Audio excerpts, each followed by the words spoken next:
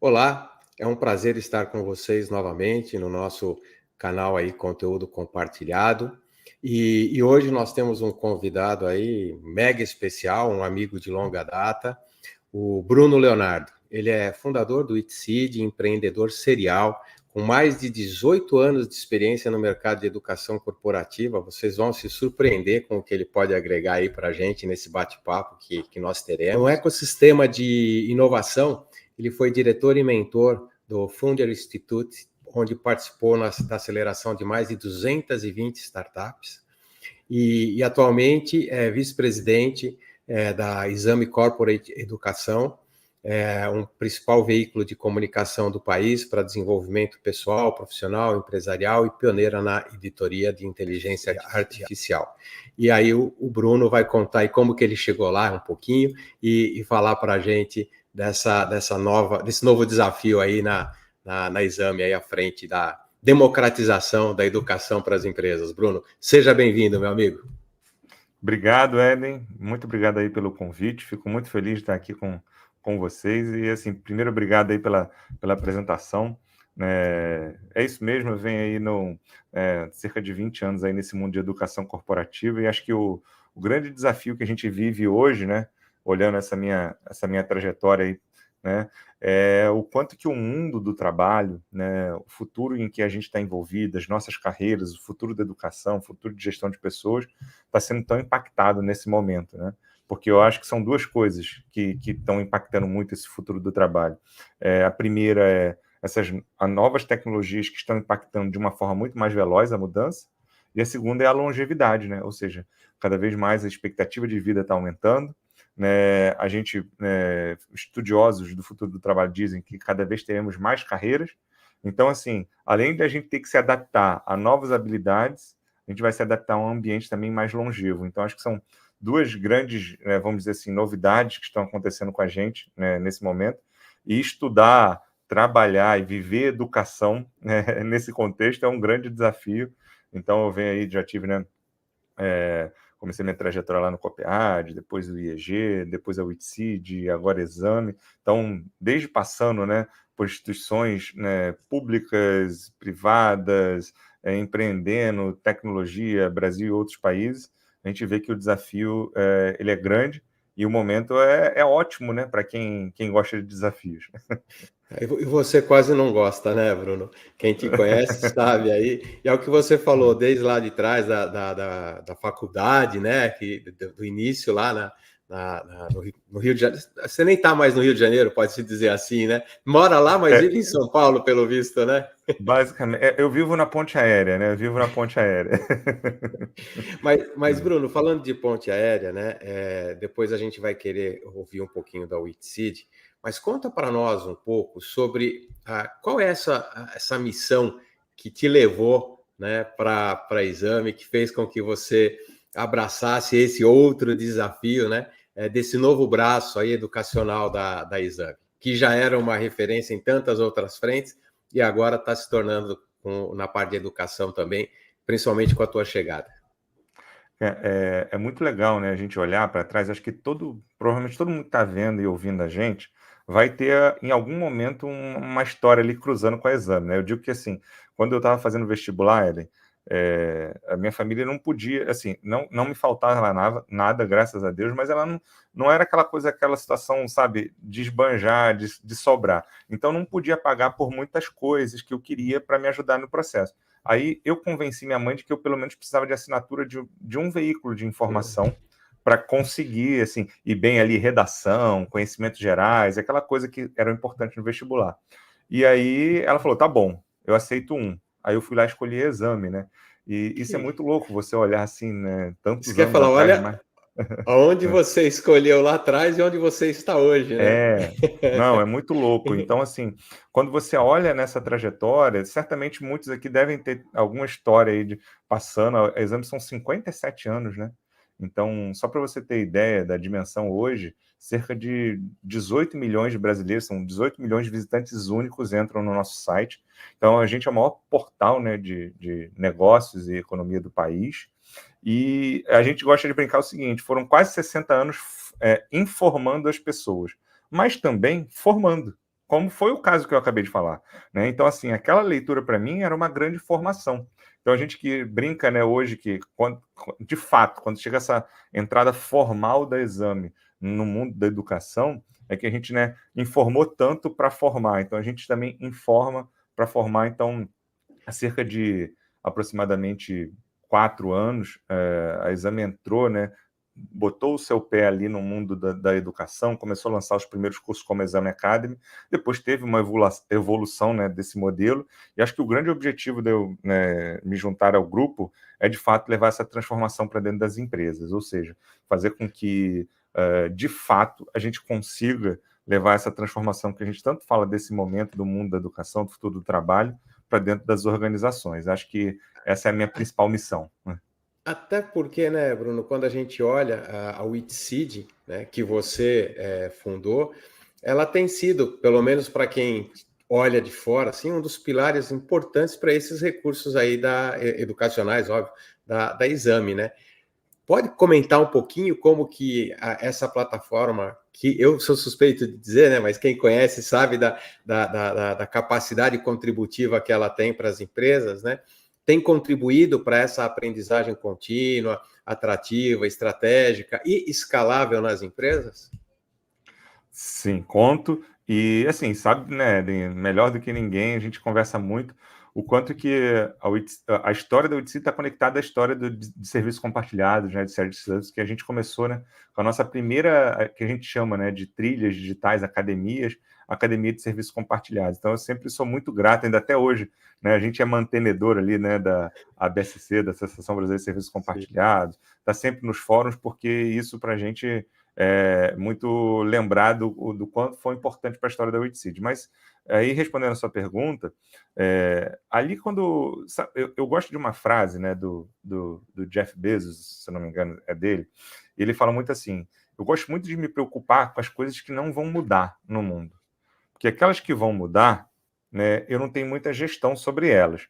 E aí, quando eu olho assim, o futuro, né, das nossas carreiras, assim, eu olho e falo assim, poxa, o que não vai mudar hoje nesse mundo tão louco de inteligência artificial? Poxa, as relações humanas, a nossa capacidade de negociar, de pensar, pensamento crítico, pensando, né? Então, assim, uma série de competências, a capacidade de influenciar, de liderar pessoas, né? Então, assim, tem uma série eu poderia ficar falando de uma série de competências que são, vamos dizer assim, mais protegidas, né, desse impacto da inteligência artificial, que vão fazer com que nós, humanos, tenhamos o diferencial nesse mundo, né, pós-inteligência artificial. Mas, assim, óbvio, né, que como nós, líderes empresariais, a gente pensa isso como carreira, mas a gente tem que pensar o que vai mudar para a gente direcionar os nossos negócios. Então, ali em 2015, 2016, eu olhava para a educação na frente e falava o seguinte, não tem como a gente continuar dando uma educação que seja assim, o mesmo caminho, o mesmo conteúdo e o mesmo formato para todo mundo. Que essa, vamos dizer assim, seria uma grande verdade. E aí ele fala assim, Bruno, quer dizer então que você que inventou esse negócio de fazer um ensino adaptativo? Não, obviamente que não. E talvez eu só tenha me beneficiado da tecnologia que estava disponível naquele momento ali. Então, em 2015, 2016, a gente começou a olhar e falar o seguinte, já tinha tecnologia suficiente, inclusive usando inteligência artificial, na época a gente brincava, a gente usava o IBM Watson, né? E aí a gente gosta de falar que o nosso robô é o Whitson, né? Que é o primo do Watson, era a brincadeira que a gente fazia. Então, a gente usando a tecnologia já disponível de inteligência artificial, né, de redes, né, neurais adaptativas, a gente criou uma plataforma que, na verdade, resolvesse esse problema. Ou seja, eu posso dar para as pessoas um caminho individualizado de desenvolvimento. Porque o que você precisa, Eden, e eu, por mais que vamos supor que nós dois estejamos no mundo de serviços compartilhados, as suas necessidades serão diferentes das minhas. O que você precisa entender nesse momento, aprender, ganhar um repertório, uma ferramenta, uma metodologia, ver um case, tudo isso pode ser muito distinto, tá? Muito distinto em relação ao que acontece no mundo do trabalho. Só que, assim, as empresas não tinham, né, como resolver isso anteriormente. Então, com tecnologia, isso ficou possível. Então, o ITSID, ela entra nesse cenário de criar um caminho personalizado, adaptável para as pessoas, ao mesmo tempo que isso fosse o quê? Escalável. Então, não adianta, obviamente, eu chegar com uma solução que eu consiga personalizar o caminho de cada um, se isso não tiver um custo atraente, que não for escalável para milhares de pessoas. Então, a gente foi muito nessa linha que a Witseed foi criada, e acho que teve esse, vamos dizer assim, talvez uma das pioneiras aí de trazer ensino adaptativo para dentro das empresas aqui no Brasil, né? E esse boom de conteúdo, porque eu imagino o desafio que seja, né? Independente da gente até conhecer um pouco dos bastidores, mas o desafio que seja, vamos dizer, essa fábrica de conteúdos e atualizados com essa dinâmica, com essa velocidade que a gente tem hoje, para que essas trilhas, esses caminhos individuais sejam mantidos de forma atraente, né? Atrativa para quem está usando, né? Então a gente sabe que um dos diferenciais tanto da Exame, que também traz lá da Witseed um pouco, são justamente essas soluções personalizadas, né? Seja um treinamento em company ou até mesmo através da plataforma. Então, como é que são desenvolvidas e adaptadas todas esses conteúdos, vamos chamar assim, para atender essas necessidades aí únicas, né, específicas aí de cada empresa ou até mesmo do indivíduo que acessa a plataforma? Olha, eu recorro a um mecanismo que a gente pode ter falado que a gente criou o que a gente chama de conselho de educação, mas nada mais a gente reeditou o que dá muito certo na humanidade, né? A humanidade adora viver em comunidade, crescer em comunidade e pensar em conjunto. Eu acho que assim, quem não valoriza, né, esse poder do senso comum está desperdiçando muita coisa. Então a gente olhou para trás e falou o seguinte: nós podemos ser empresa de educação, que entende de educação, que entende de tecnologia, mas quem entende do negócio no dia a dia são várias pessoas. Então a gente, antes de criar o conteúdo, criou um conselho, que a gente chama de Conselho de Educação, você sabe, né, Eden? Faz parte, por muito tempo discutiu muito isso com a gente, está sempre lá presente nesse debate. E qual é o papel do Conselho de Educação?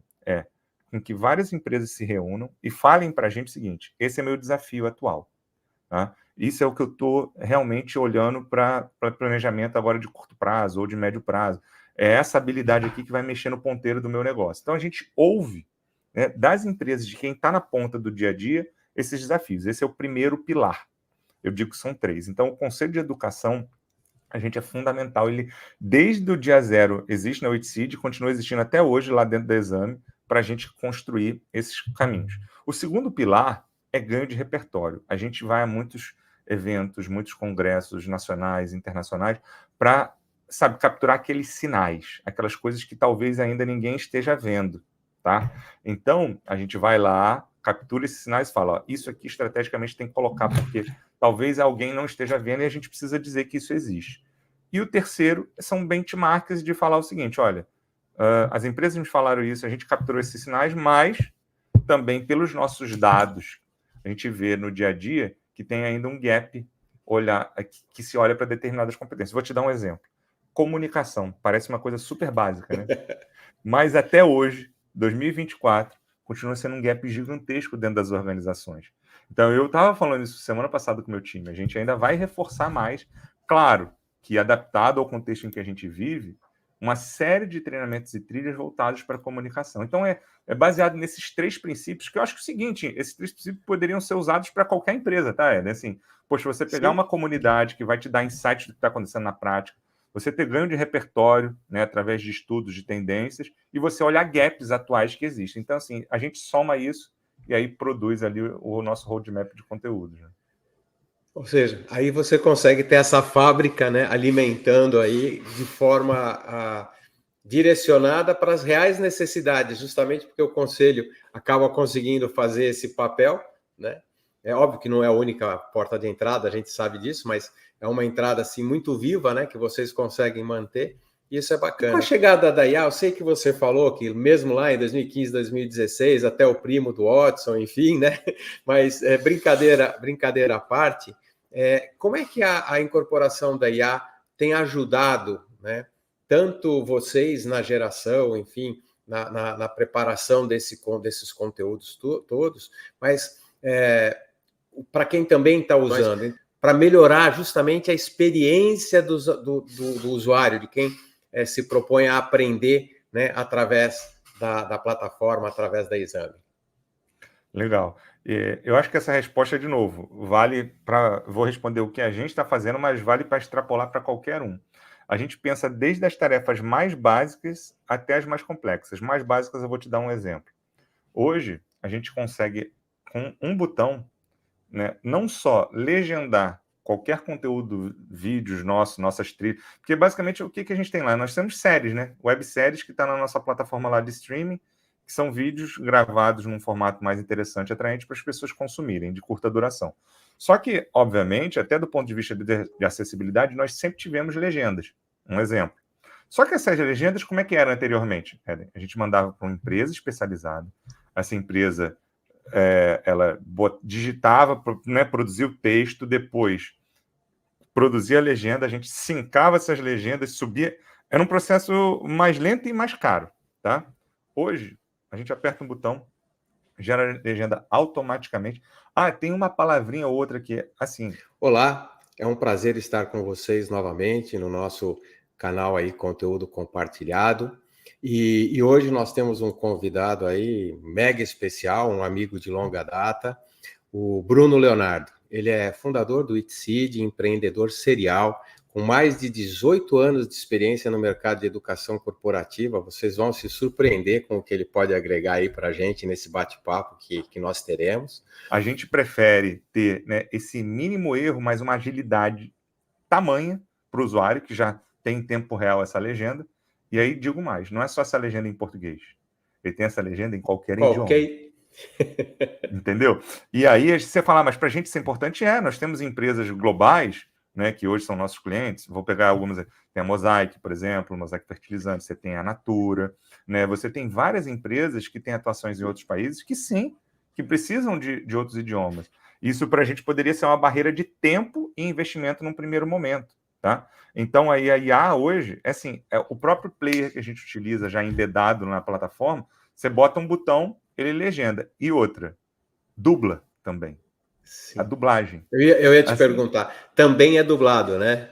Também pode ser dublado. E também, hoje, basicamente, a gente está restringindo a dublagem para inglês e espanhol, ainda por conta de custo, porque a dublagem ela tem um custo um pouquinho maior do que a legenda. A legenda ali é infinito, o custo é quase zero, então pode botar em qualquer idioma.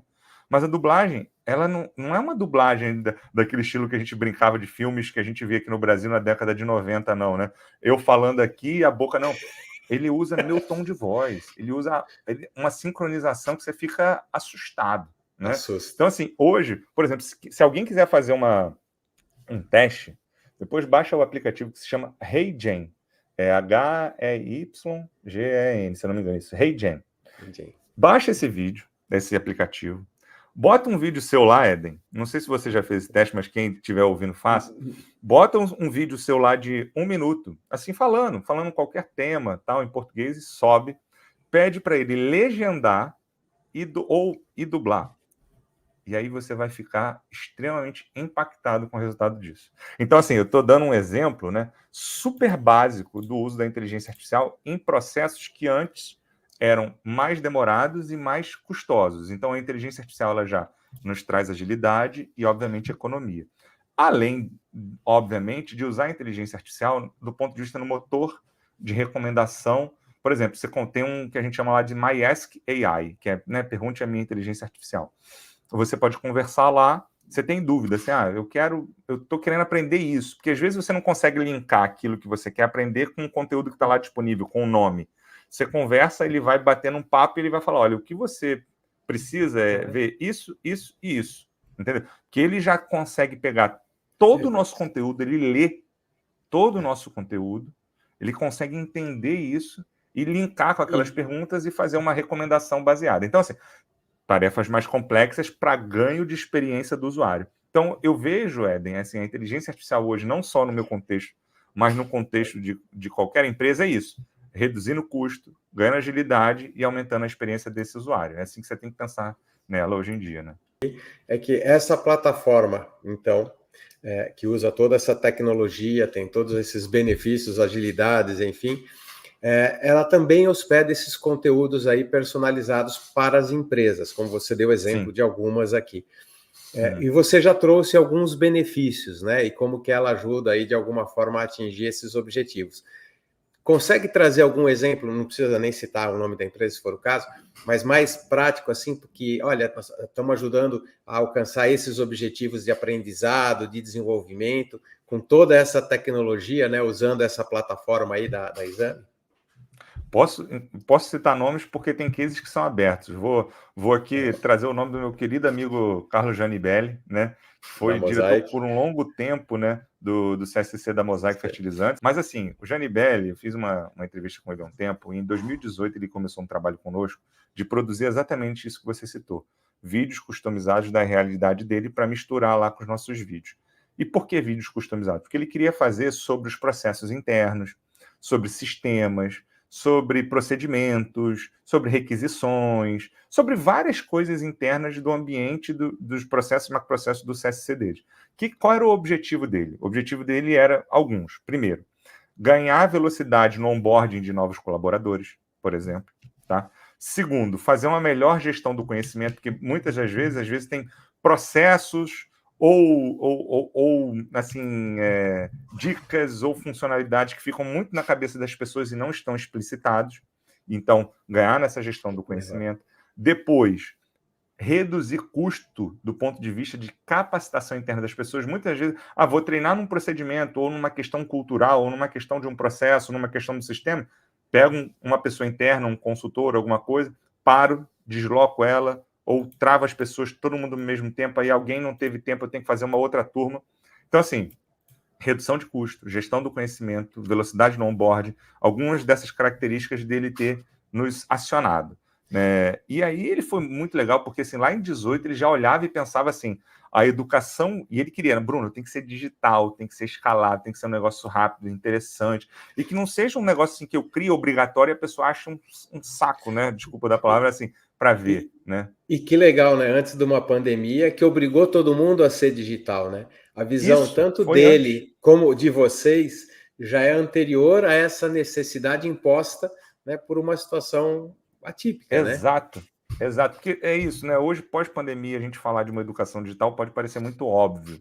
Mas mesmo assim, para algumas empresas ou alguns líderes, pode não ser tão óbvio Sim, assim sim, dos sim. benefícios que ela traz. É óbvio também, novamente, Eden, que um encontro presencial ele tem assim todos os seus benefícios. Então, o que eu falo hoje é assim, a educação híbrida, né? Você juntar o melhor do presencial com o melhor do digital, para mim, é o futuro aqui. Mas voltando, é isso. E aí, teve uma pergunta que eu fiz para ele e falei assim, Janibelli, mas teve um investimento, né, de você nos contratar, fazer um investimento, da gente produzir esse conteúdo e tal, né? Levou um certo investimento, teve um capex aí. Ele falou, sim, mas pela visão que eu tinha, eu achava que aquilo ali em 2 anos me retornaria. E, para minha surpresa, me retornou em 6 meses o Tá investimento. brincando. Então, respondendo essa pergunta nessa linha, como que você traz, né, ganho de uma educação dessa para vários outros aspectos, né, da sua gestão? E lá no final, eu sei que pode até comentar, mas assim, como é que as empresas ou quem tem interesse, Bruno, pode fazer para conseguir construir isso com vocês? Contatar é fácil, vai lá e contata, mas como é que é esse processo assim, fazer algo parecido com isso, que não tem nada a ver com CSC, por exemplo, né? Sei lá, alguma coisa no agronegócio aqui, eu tenho um agronegócio aqui, e eu quero preparar melhor o pessoal das minhas fazendas e tal, e o acesso é difícil, a gente tem dificuldade até às vezes de tecnologia e tal. Como é que a gente consegue, né? É possível, a gente consegue construir algo com vocês, né, para levar essa mesma oportunidade de aprendizado, de desenvolvimento para esse público, por exemplo? Sim, eu te digo, por exemplo, nós temos algumas empresas clientes que têm muita operação, assim, de ponta, por exemplo, rodovias.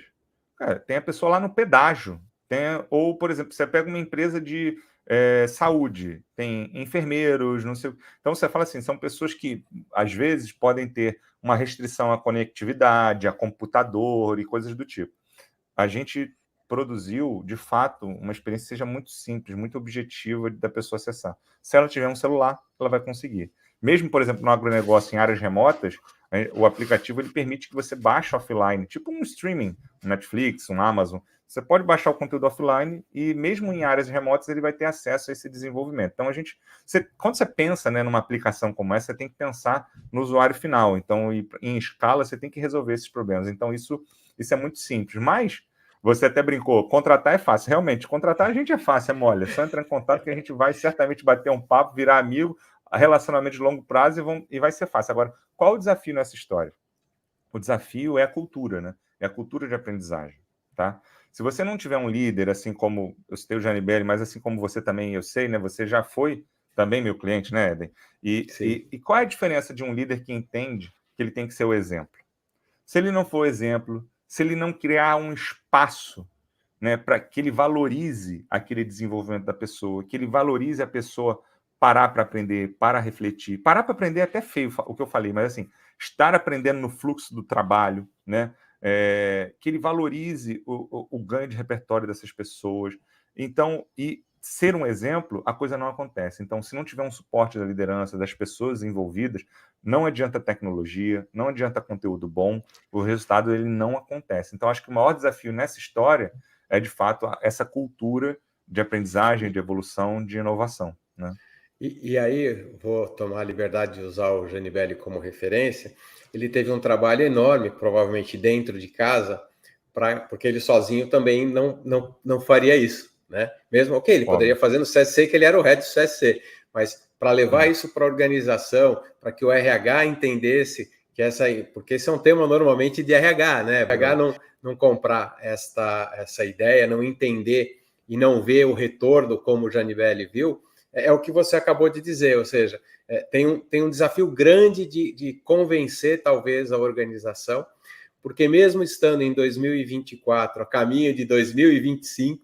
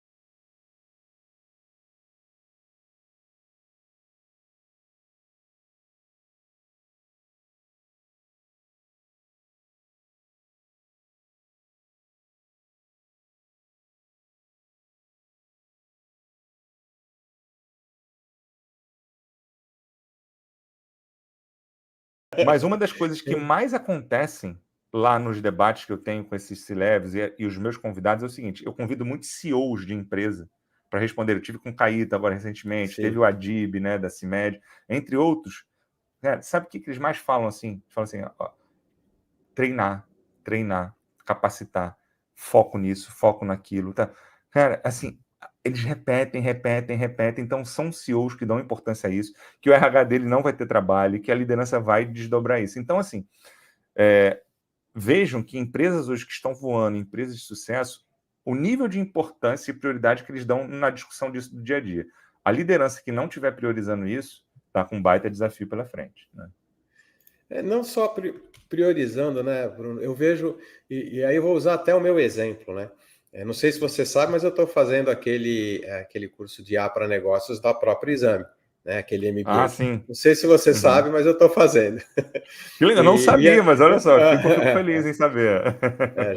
já estou no segundo módulo lá e tem mais dois, são 4 módulos ao todo, já estou no segundo, tá? Eu comecei esse ano. Assim como eu também comecei esse ano um outro de inovação para resultados na FDC. Então, eu estou fazendo simultaneamente 2 MBAs, né? Isso é possível porque a gente tem as plataformas, ele não precisa ser 100% presencial. Óbvio, vão ocorrer alguns encontros aí para você ter essa interação que é fundamental. Mas por que eu estou citando isso? Porque eu não vou falar a minha idade, mas na minha idade, né? Se eu não fizer isso, eu não vou conseguir estar conectado e entender tudo o que está acontecendo, Bruno. Então, esses desafios que você falou de aprendizado contínuo, e eu sei que você não gosta muito do termo, você usa um outro, mas eu vou falar o termo mais conhecido, do lifelong learning. A gente tem que estar o tempo todo aprendendo, porque senão você não vai ter realmente a continuidade, você vai perder o espaço, porque o mundo está se transformando, as qualificações, os requisitos são diferentes e são pontuais. Então, você obrigatoriamente tem que fazer isso. E é esse tipo de suporte que eu tenho certeza que vocês conseguem propiciar. Sim, exato. Né? Então, esse é o ponto, assim, e é muito louco, né? Porque, como você falou do lifelong learning, né? Tem um livro, né, de 1929, ou seja, quase 100 anos atrás. O nome Desculpa. desse livro é Lifelong Education. Ele já falava, o autor já falava da importância, né, do aprendizado ao longo da vida e da educação informal no processo de evolução desde lá de 1929. A pergunta é, por que isso ainda continua sendo um desafio? É um desafio porque é um desafio cultural, de hábito, de consistência, né? Errar faz parte do processo. Para mim, eu digo assim, afirmo, não existe aprendizagem sem erro, como também não existe inovação sem erro, sabe? Você mesmo falou, né? Eu fui diretor ali do Founder Institute durante 4 anos, a gente acelerou mais de 220 startups, né? Não existe inovação sem erro. Claro, estou falando aqui do erro honesto, né? Não estou falando de ética, de compliance, né? De legal. Estou falando da questão de teste, prototipar e assim por diante. Então, assim, ou a gente entende, né, que abrir esse espaço intencional como liderança para o erro, para a aprendizagem, para a inovação é fundamental nesse momento, ou a gente não vai estar preparado para esse novo momento que a gente vai viver. Né? A própria Amy Webb, que foi uma futurista que eu vi lá no South by Southwest, né? Ela falou agora, assim, a gente está vivendo um super ciclo tecnológico. O que é isso? Tipo, o que seria isso? Por exemplo, pega lá a Revolução Industrial, né? Quando começou a máquina, todo mundo, acabou os empregos. Computador, né? Acabou os empregos. Né? Internet, acabou os empregos. E novamente, acabou os empregos. Acabou Gente, os não, empregos. assim, a minha visão de futuro é que não. Assim, obviamente, não vai existir espaço, eventualmente, para as pessoas que não usam a tecnologia a seu favor, né? Hoje, um nome, sabe o que eu acho genial? Eu não fui pago para falar isso, não, mas a Microsoft podia até me pagar, né? Um marketing disso. Mas eu acho genial o nome do Copilot, o nome que ela deu para a inteligência artificial dela. Por quê? Porque, para mim, esse é o futuro não só da inteligência artificial, mas de qualquer tecnologia daqui para frente. Assim, é como se a gente, eu gosto de falar, Eden, como se a gente tivesse assim, imagina um rally, né? Cara, um rally num esporte de alto desempenho, que deve ser comparado à nossa carreira tem que ser um esporte de alto desempenho, né? A gente está ali dirigindo, imagina um piloto dirigindo a 150, 170 por hora. Qual o papel do copiloto, né? Do copilot? Ele chegar para você e falar o seguinte: olha, daqui a 500 metros vai ter uma curva em 90 graus, você vai ter que fazer de terceira marcha 50 km por hora, senão a gente vai capotar. Cara, o cara que está a 150, 170 dirigindo, ele não tem tempo para parar, olhar no mapa, ver as referências e entender que ele teria que fazer isso. Ele está com um copiloto ali, dando informações para ajudar no processo dele tomar a decisão, e aí ele, com a habilidade de piloto, vai pegar essas informações e vai usar lá da melhor forma possível. Então, para mim, o futuro hoje é esse. Ou seja, nós, profissionais, vamos ter que nos moldar para que a gente possa usar essas tecnologias como um copiloto, como um assistente das nossas carreiras. Agora, imagina você, Eden, um piloto dentro de um rally, competindo sem copiloto e com vários carros com copiloto. Você ia gostar dessa situação? Sem chance. Sem chance. Mas, assim, Sem é chance. esse o paralelo que eu faço do futuro do trabalho que nos aguarda agora, né? Já iminentemente com a inteligência artificial, já assim, nos nossos É, dia a dias, eu uso várias ferramentas todo dia, mas para daqui a pouco com outras várias tecnologias, né? o desafio, talvez, aí seja a velocidade com que isso aconteça, um pouco diferente dos outros ciclos, né, Bruno? A gente tem falado bastante, assim, com várias pessoas e tal. Quando você sai do artesão para o industrial, né, você tem um tempo de construção da indústria e tem um tempo de, vamos dizer, quase que uma geração ir desaparecendo e a outra ir assumindo e tal. A gente não tem esse tempo, né? Ou Exato. seja, quem não está preparado agora, e a gente sabe que tem uma parcela da população, não do Brasil, mundial, né, que talvez tenha um pouco dessa dificuldade. E aí está um dos desafios, né, olhando, até te perguntando para o futuro, né, como é que você vê quais são os principais desafios e oportunidades no campo da educação, incorporando um pouco esse cenário que eu né, complementei aqui contigo, principalmente aí voltado para essas transformações digitais, para essa crescente demanda dessas habilidades, que são tanto de soft skills como de hard skills, né? Eu acho que assim, o desafio da educação ele vai ser o mesmo de outros. Vou te dar um exemplo. A gente tem diversos cargos, sei lá, design instrucional, design de aprendizagem, que é o quê? Nada mais do que entender desafios que a gente tem, roteirizar um conteúdo, escrever e tudo mais. Gente, hoje você conversa ali com o chat GPT, a velocidade no qual um design de aprendizagem pode estruturar o raciocínio dele e as informações é gigantesca. Então, acho que as empresas de educação vão ter que entender também que a gente está recebendo muito mais informação, com muito mais velocidade. Então, que essa experiência de consumo ela tem que ser ágil. Claro, a gente também vai ter que ter cuidado para não perder também a profundidade necessária em alguns temas, né? Por exemplo, vamos supor que você tenha na sua empresa, Eden, uma pessoa de cibersegurança. Você vai querer que essa pessoa seja ninja, né? em cibersegurança, e não só tem ali uma informação superficial. Então, acho que o desafio, né, da educação é entender que, ao mesmo tempo que a gente vai ter que lidar com mais habilidades ao nosso redor, quando aprofundar, né? O Ian Bancroft, ele falou muito sobre isso, que a gente está chegando na era dos generalistas criativos, né? Ao invés da gente ser aquele grande especialista, como a gente vai ter muita tecnologia nos assistindo, nós vamos ser mais os generalistas criativos. Sim, então esse é um desafio para o mundo da educação, como, né, desenvolver essas pessoas em novas competências, novas habilidades, mas ao mesmo tempo também entender que em determinados momentos você precisa de profundidade. Então, como manter essa profundidade técnica de uma forma ágil, que talvez essa habilidade técnica daqui a pouco não sirva mais para nada, né? Então, Mas eu naquele acho que esse é o grande momento, desafio. É importante. Naquele momento é importante, né? uma característica, Bruno, talvez seja um pouco ensinar as pessoas a fazer, vou chamar de curadoria, não sei se esse é o termo, né? Mas assim, a selecionar e a entender que nem tudo que Perfeito. vem é bom, né? Nem tudo que a gente pergunta está certo, e aí é o cuidado de não ser muito superficial, como você comentou, né? Porque exige que a facilidade é tamanha que a gente tem para acessar dados, eu vou chamar aqui, né? Informações. Agora, transformar isso em conhecimento aplicado, né? Por isso que eu falei de curadoria, talvez não seja a melhor palavra. Você, como Gosto. educador, Eu gosto talvez, dessa né, tenha palavra. uma Adoro essa palavra palavra boa, curadoria. mas a gente aprender a separar o joio do trigo ali sabe, a pesquisar em 3, 4 lugares, enfim, fazer alguma coisa diferente para de fato não cometer erros primários ali, vai fazer diferença também, não vai, Bruno? Vai. Eu diria o seguinte, pegando o que você falou e tudo que eu venho vendo nos últimos anos, e também o que o Fórum Econômico Mundial fala, ou seja, juntei aqui 3 referências, talvez uma das habilidades mais importantes para a gente se preocupar nesse momento é o que eu chamo de aprender a aprender, né?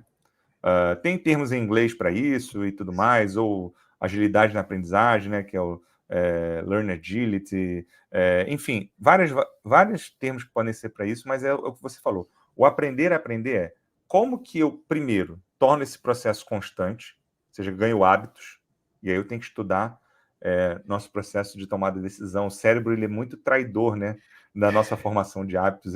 É muito fácil, né, ir para a academia, né, todo dia, é muito fácil comer saudável, vai ser fácil também igual aprender todo dia. Então, assim, o desafio ele é o mesmo da criação de um hábito, inclusive, né, tem um livro genial, pode ajudar nisso, que se chama Hábitos Atômicos, do James Clear, que é genial sobre esse tópico.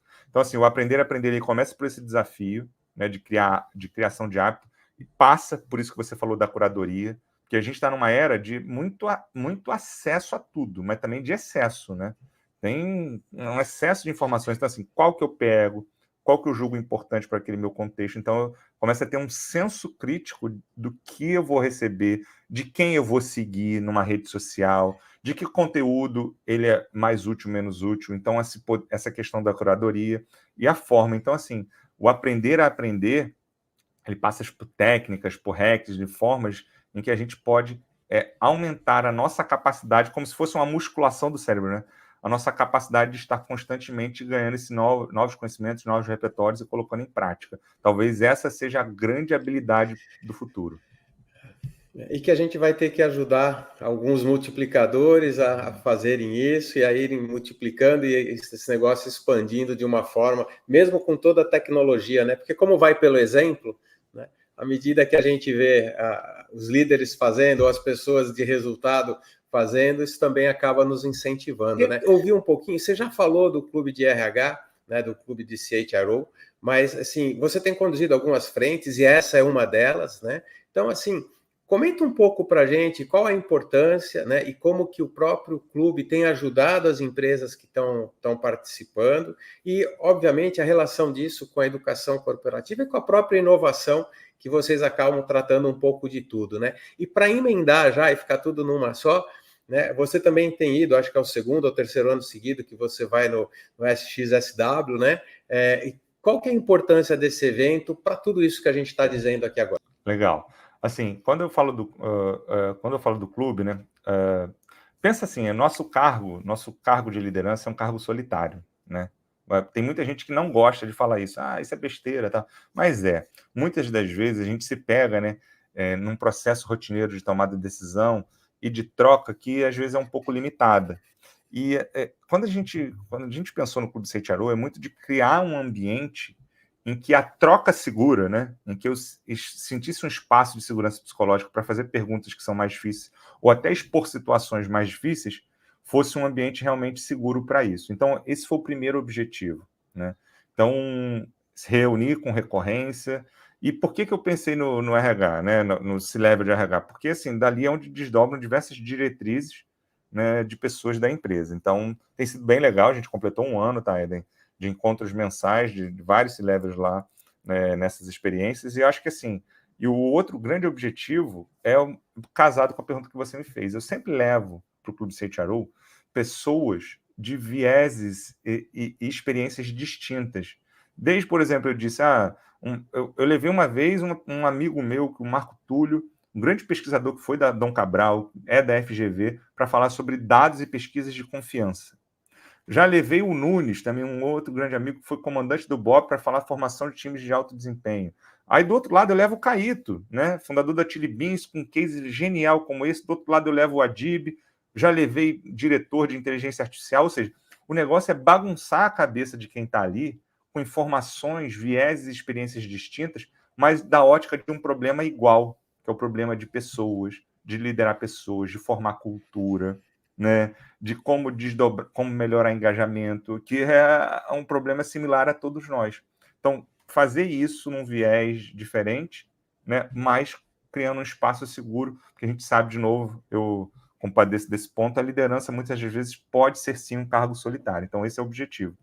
E assim, a minha ida, né, ao Salto by Salto, essa Alce, inclusive eu encorajo que muitos possam seguir esse caminho. Quem quiser, manda uma mensagem e fala, vamos estar lá ano que vem, vamos embora. Por quê? Porque o Salto by Salto é considerado um dos maiores eventos de inovação do mundo, né? Ele acontece em Austin, no Texas, recorrentemente em março todo ano. E por que eu vou para lá? Primeiro, para ganhar repertório, ouvir os sinais, ouvir as tendências, formar opinião, ver o que grandes empresas estão fazendo, o que a gente não está vendo, né, aqui que não está chegando para a gente, porque lá chega primeiro, são formadores de tendências, formadores de opiniões. E também eu uso quase que como se fossem uns dias de pensamento, né? O Bill Gates, ele fala que ele tira uma Think Week, né? Que ele sai, leva um monte de livros lá para pensar, estudar e ficar imerso. São alguns dias que certamente eu uso, sabe, para como que eu conecto aquilo tudo, a desafios que eu tenho na minha rotina de trabalho. Porque quando você não para, você não consegue processar isso, quando você está na sua rotina diária. Então, eu recomendo muito, né? Pode ser outro evento, pode ser um evento aqui no Brasil, um evento lá fora. Claro, eu recomendo bastante o SXSW, mas que as pessoas tirem, né, esse momento para grande repertório, para pensar, para conectar, porque muitas vezes você sai energizado com excelentes ideias, novas ideias e opiniões para trazer ali para o seu dia a dia. Coisas que, se você mantivesse a rotina, talvez não acontecesse, né? Ou seja, não vá, né, com o e-mail ativo, com o WhatsApp ativo, vá para realmente focar, porque senão a rotina vai ter o que você... quase que uma semana sabática ali, né? Até porque lá o job é 24 horas. Por que eu digo isso? Porque além das palestras que você fica durante o dia, no final do dia vão ter happy hours, vão ter encontros assim, temáticos de empresas e tudo mais, e você está lá se conectando, aumentando a sua rede de relacionamento, conhecendo pessoas diferentes, e fazendo com que isso possa até impactar também no seu negócio. Então, realmente, você tem que... É uma energia desprendida gigante, né? Você realmente volta esgotado, mas mentalmente carregado, né? Bruno, assim, ó, eu confesso que eu fico triste, porque eu gostaria de ficar aqui mais tempo, mas a gente sabe como é que funciona, né? Então, assim, primeiro de tudo, eu queria super agradecer o seu tempo, que eu sei que é super concorrido. Óbvio que os seus insights todos aí, a sua contribuição, essa tua visão ultramoderna, atualizada, conectada com o que tem de mais novo no mundo, não é aqui, é no mundo, né? E não é à toa que você está onde está, que você construiu a carreira que você construiu, então parabéns, né? E assim, muito obrigado. Além disso, eu tenho certeza, né, que todo o nosso público, seja da revista, do canal do YouTube, do podcast, vão adorar aí te ouvir e poder beber dessa fonte. Mas também, né, eu queria pedir para você dar a sua mensagem final e também, agora sim, falar onde que podem acessar, né, seja a Exame, seja o Bruno, né, para poder realmente fazer um contato, poder aí aproveitar de todo esse conhecimento, tudo isso que você compartilhou com a gente. Legal, ó, Exame, @Exame, aí tá acesso disponível a todo mundo, mas especificamente a nossa área lá de educação corporativa voltada para a empresa, é só botar o @Exame Corporate Education. Se você buscar lá no Instagram, no LinkedIn, Exame Corporate Education, você vai achar a nossa unidade de negócio ali responsável por essa parte de educação corporativa. A gente compartilha eventos que a gente produz, conhecimento, conteúdo, estamos sempre ali muito engajados. O meu pessoal é no Instagram, @BrunoBCL, mas também se botar Bruno Leonardo Exame, acha no Instagram, acha no LinkedIn, fiquem à vontade para se conectar. Éden, muito obrigado pelo convite. Você também é uma pessoa que eu admiro muito, nosso relacionamento aí já vem de alguns anos, então obrigado, sempre muito feliz de estar aqui trocando essa ideia, conversando um pouco e poder passar um pouco também dessa visão aí né, que a gente tem de pessoas, de futuro, é sempre muito importante para a gente. Eu acho que é isso, eu acho que a mensagem final está muito conectada, de fato a gente está entendendo que se a gente não se adaptar, né, não é o que trouxe a gente até aqui que vai levar a gente adiante. Essa frase, eu sei que é um clichê, mas eu preciso me recorrer desse clichê para entender que as mudanças estão sendo tão grandes e tão velozes que a gente precisa de adaptação, de evolução. Eu acho que esse é o grande mote. Então, quem não estiver aprendendo, certamente vai estar programando a sua própria obsolescência. Então, acho que vamos aprender, continuar na aprendizagem contínua da nossa vida, que isso vai ser bom para nós, pessoalmente, e para nossas carreiras. Né? Mais uma vez, Bruno, obrigado. E ao nosso público, né, não deixem de nos seguir em todas as nossas redes sociais, no YouTube, assinar a nossa revista, onde nós teremos essa matéria também transcrita. Enfim, esperamos vocês. Um abraço a todos.